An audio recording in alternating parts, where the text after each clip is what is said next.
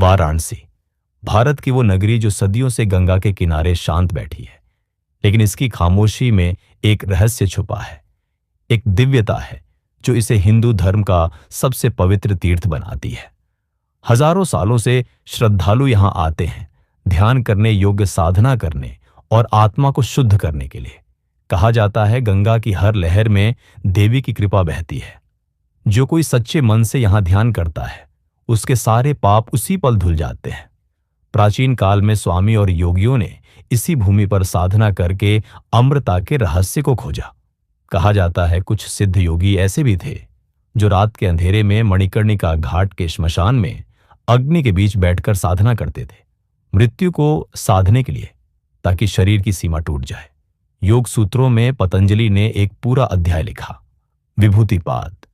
इसमें बताया गया है कि विशेष ध्यान और साधना से मनुष्य अपने शरीर की उम्र को बढ़ा सकता है। पतंजलि ने कहा, साधक को काया सिद्धि प्राप्त हो सकती है, यानी शरीर को रोग मुक्त, दीर्घायु और तप में अडिग बनाए रखने की शक्ति। भारत में ऐसे कई संत हुए जिन्होंने शरीर, मन और ब्रह्मांड के गहरे रहस्यों को समझा और सैकड़ों वर्षों तक जिए। देवराहा बाबा, जिनका निधन 1990 में हुआ, कहा जाता है वे 250 साल के थे। त्रैलंग स्वामी 1887 में देहत्याग किया, माने जाते हैं 280 साल के। कहा जाता है कि त्रैलंग स्वामी घंटों गंगा के जल पर तैरते रहते थे।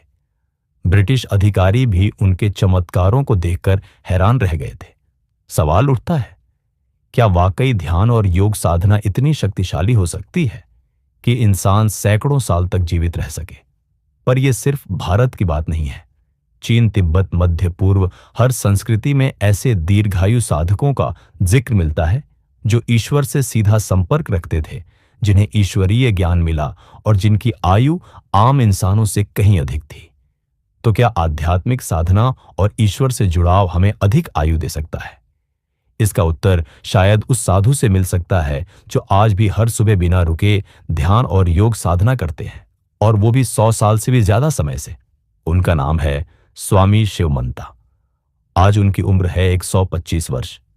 वे कहते हैं उनकी लंबी उम्र का रहस्य है नियमित ध्यान, प्राणायाम और संयमित जीवन।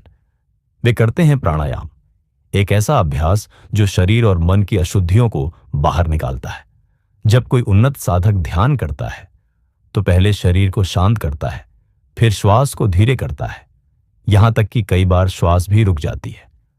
वेदांत में कहा गया है, जब कोई सन्यासी सच्ची साधना करता है तो ईश्वर की कृपा से उसकी आयु बढ़ती है, ताकि वह संसार के लिए एक चलता फिरता आशीर्वाद बन जाए।